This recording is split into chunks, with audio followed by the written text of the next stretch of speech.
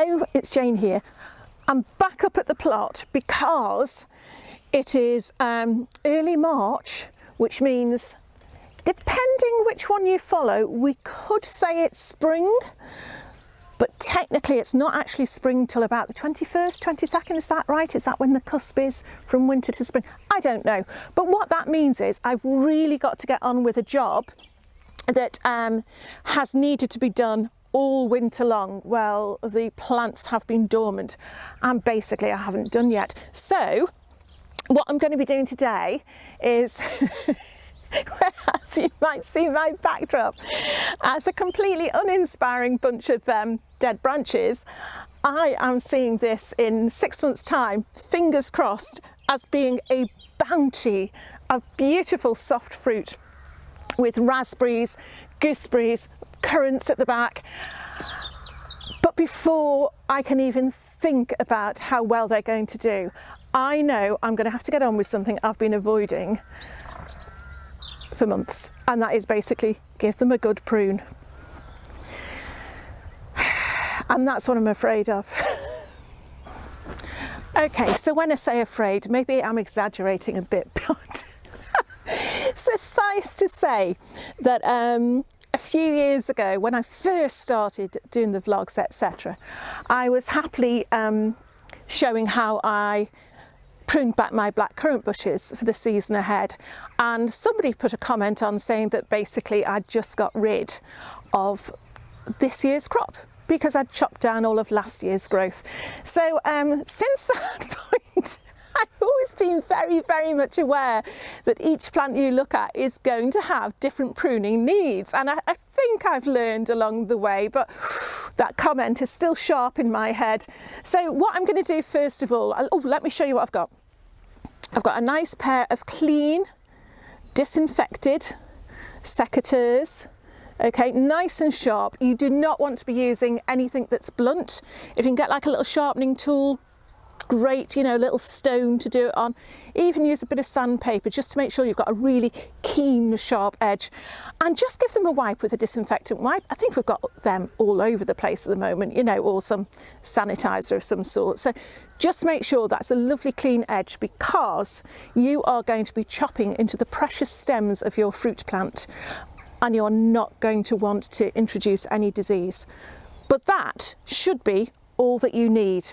And the reason I'm looking down here is this is where I'm going to start, because touch wood, these are the easiest ones to do. You know, it's always quite nerve-wracking because once you've made the chop, if this video goes wrong, I can't go sticking it back on, can I? So okay, these are my autumn fruiting raspberries that we were given by our plot neighbour. And the reason I'm fond of these is because these are providing fruit at a time when really everything else has been and gone. So for example, we start with the strawberries, then it's time for the currants, the gooseberries, and then we're moving on to the more autumnal fruits, so your blackberries, your tayberries and your raspberries. And these were just absolutely beautiful. So we took them from, we didn't take them, that would be rude. We were given them last year, and basically we just healed them in at the top of the plot, and bless them, they did really well up there, but they didn't have a permanent space. So they've only recently been moved down into our fruit cage. I'm just doing this, look, this is how recent it is. But as you can see, we have got plenty of healthy shoots. We've actually got there, get rid of that, we've actually got shoots coming up from the bottom, and that's because autumn flowering raspberries will grow from the bottom like this, because these are the new shoots that are going to provide this year's fruit. These old shoots here, even though they're starting to grow, and this is what I mean about getting them while they're still dormant, these are clearly waking up now. But these need to go because we want all the energy to go down there. So all I'm going to do here is test these secateurs. Yeah, look at that. Lovely. You would take anything weak out anyway. Oh, look, now you see. You've got to get your angle right, otherwise you're going to snarl it up. There we go. Snarled that one, so I'll clip it. And what we've got there are some nice, clean cuts. Hooray! So hopefully now this is an autumn fruiting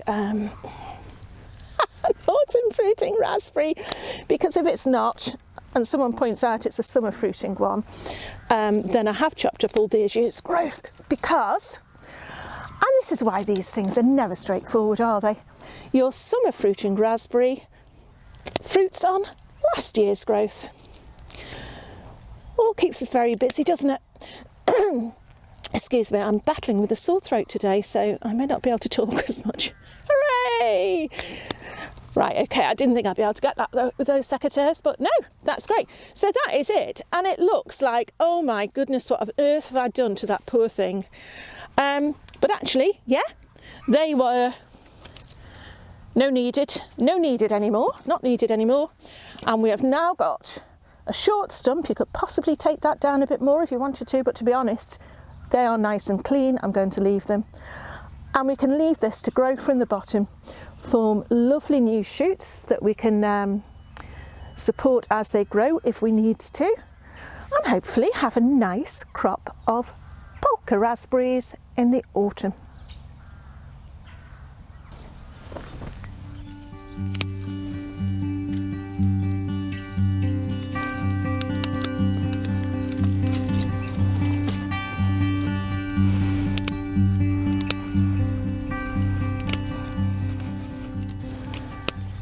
Okay, this is where I start to get a bit nervous, because this is the blackcurrant that I mentioned before, that I chopped the whole crop off all those years ago. And to be honest, I don't think I've touched it since, so it's got quite a lot that needs doing to it. So let me show you where to start. And I'm sure, as I'm getting near, I'm sure this poor little plant is starting to quiver a bit. It's that lady again with the sharp things. But it's time to take a deep breath and give it a prune, because what can go wrong? As long as you know, this is what I would say. Make sure you prune anything. I mean, this goes for apples or any of your soft fruits. Make sure you know where it's going to bear the fruit this year. I now know from terrible experience that this is not going to fruit on new shoots. The shoots it forms this year will be for next year's fruit. So what I've got to be really careful of is just not to chop it all down like I did with the autumn raspberries, and I did last time.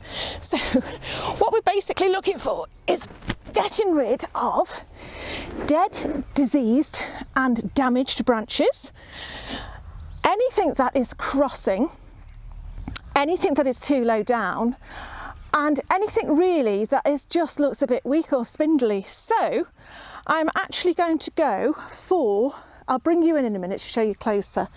Let me see if I can see a straightforward one. This, I don't know if you can see this here. I've got 1, 2, 3, 4, 5, 6 strong branches here on the outside. I've got this smaller one growing up through the middle.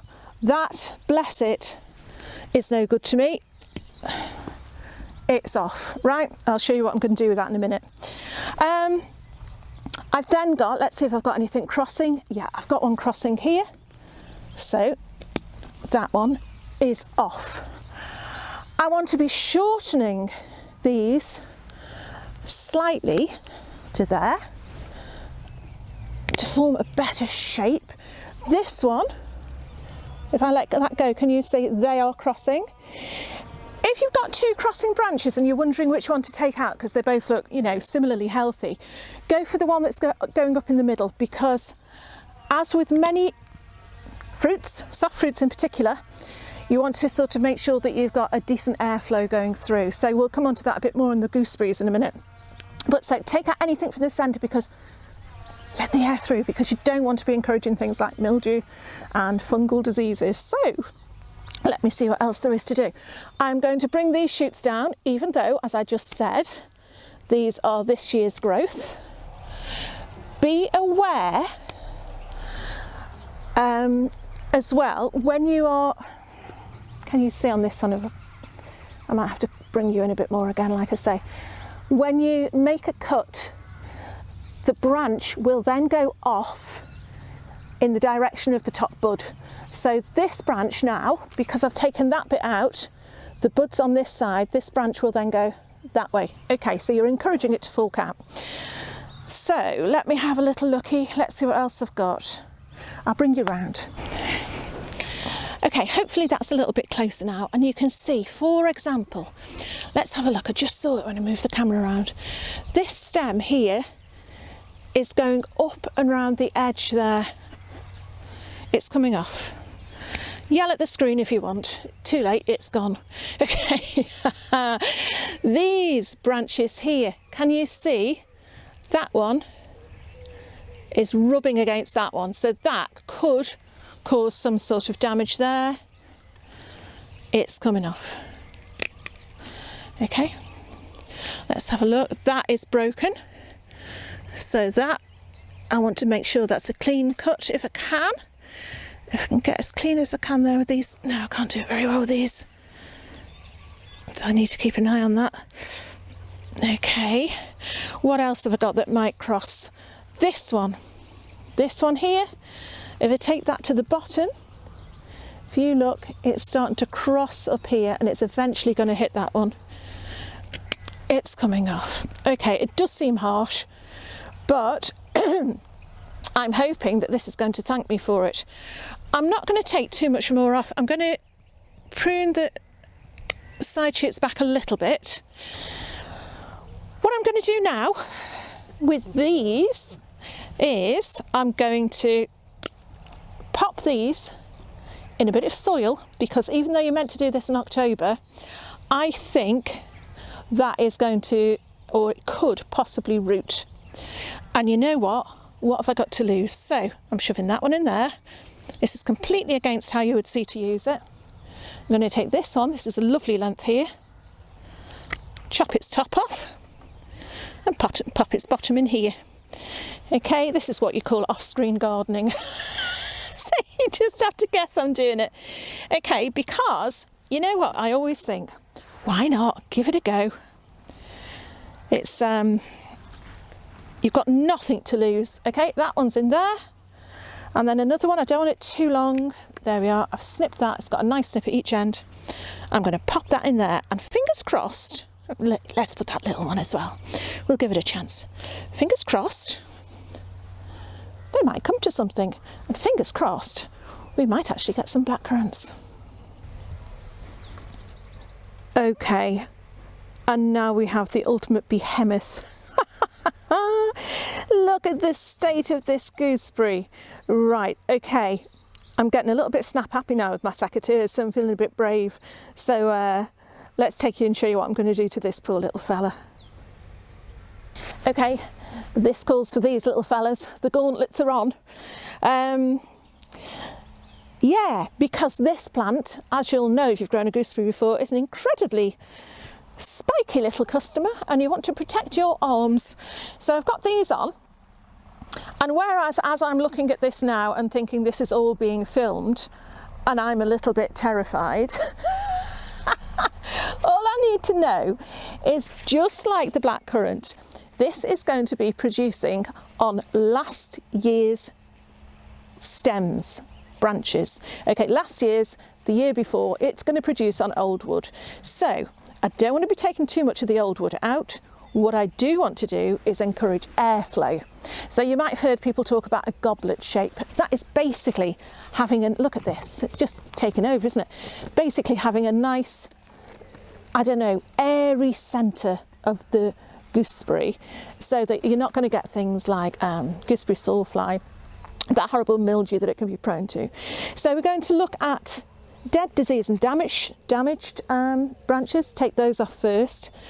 And then I'm going to start from the middle, and I'm going to look for anything that's crossing, take that out because you don't want them rubbing together, and take it from there really. And we're going to try and create some sort of goblet shape out of what, to be honest, is a bit of a tangle. So let's go round. Let's see first of all if I can get rid of anything too far on the bottom.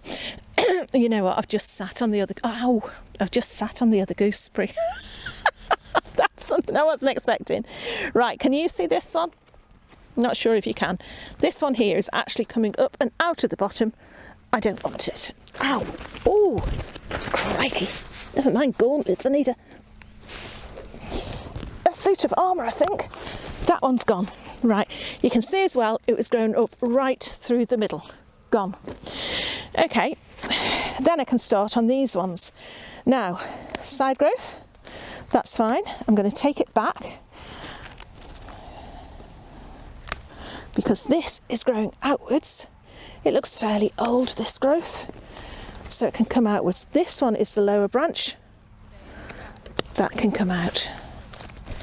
Okay, we've got this branch in the middle here. You see this one? Looks a bit old and grey and tired. We all know that feeling. Off it comes.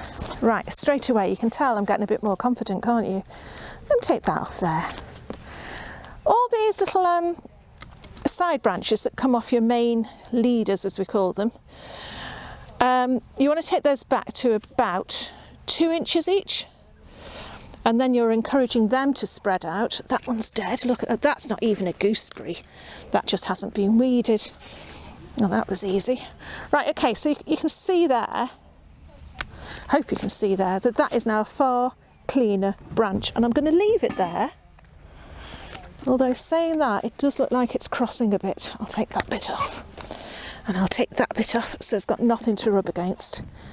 Take that bit down.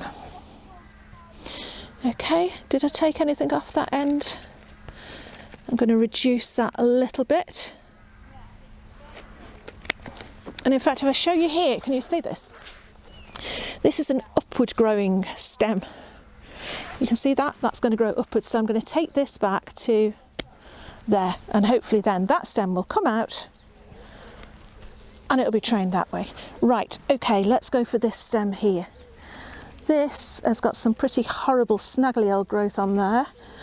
I'm going to take this side shoot down. I'm going to take this one out and this one out. Ah, you see it reveals even more as you come across. Take that out because that was congesting the centre. Shall I take that one out? It's growing in the right direction. You know what, I'm going to give that a reprieve. It looks like old wood.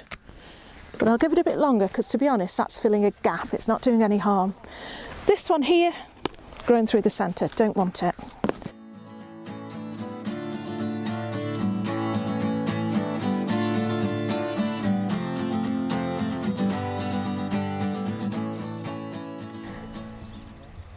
Okay, there we go.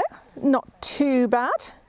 It's been a little bit scalped, but I'm sure you'll agree it looks a little bit less congested than it did before. And you know what, once you know which wood is going to hold fruit and you get your iron and start to think about the airflow going through the plant, it's really quite straightforward. So yeah, get your secateurs sharpened up, get yourself outside and have a little go.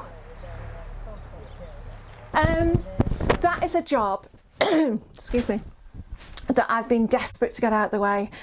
As you know, the whole moving the fruit has been an ongoing winter job, so that's all in place now in my super duper fruit cage that I'm so thrilled with this year. And the only things we've got left now to prune and to deal with are the blueberries. So I feel like now I've tackled the currants and the gooseberries, the blueberries should be a doddle. I know that lovely Nick, as they call him, Nick's Allotment Diary, he put a video out a few weeks ago about it. So yeah, I'll be watching that, and that's what I want to come on to you about just very, very quickly. I promise, really quickly. If you are at all worried about going out and pruning, because it can scupper your crops for this year. It's not just like your vegetables where you put them in, they grow and you harvest them. You know, there's that bit of maintenance involved, and if you get it wrong, as I well know, you've had it really, you've got to wait for another 12 months. But yeah, just make sure you do your homework. This, I've said before from the very beginning, these DG Hessin books, they cover every subject. I think you can still get them. I think you can, but I mean, look, they've got pretty much every area of gardening covered there. I've had I think most of them. I remember getting the vegetable expert years ago and just pouring through it before I was even growing vegetables, but that's the sort of person I am. But yeah, this gives you really straightforward, down-to-earth advice. Have a look at that, or have a look at a book like that. Ask your neighbours if they can lend you a book. Is there someone on the plot you can borrow a book from? There might be someone on your plot or nearby who's willing to come and show you how to prune something. You know, look at the videos, look on YouTube. There's so many channels are doing some really great pruning videos, and I promise you they'll be a lot shorter and less waffly and more to the point than mine. But yeah, I can't help myself, can I? Anyway, I am getting a bit cold now. I'm going to shut up because I'm going to try and keep this under 15 minutes again. I'm doing quite well so far, in that I'm giving myself a 5-minute leeway, so they tend to be around about the 20-minute mark, but better than they were. Come and say hi on the Facebook group, Instagram, all the contact details and everything as ever are below. Give me, let me know if you've been pruning anything, what you're going to be pruning, if you're worried about your pruning. I'd love to hear from you. That's what keeps us going, doesn't it? The to and fro between each other. So yeah, do let me know. And I think after all that, I'm excited now. It's a bit of nervous excitement that I've got it done. I'm going to go home and have a cup of coffee, and I think I'll find a biscuit somewhere as well. So take care, and I'll see you again next week. Okay, bye for now.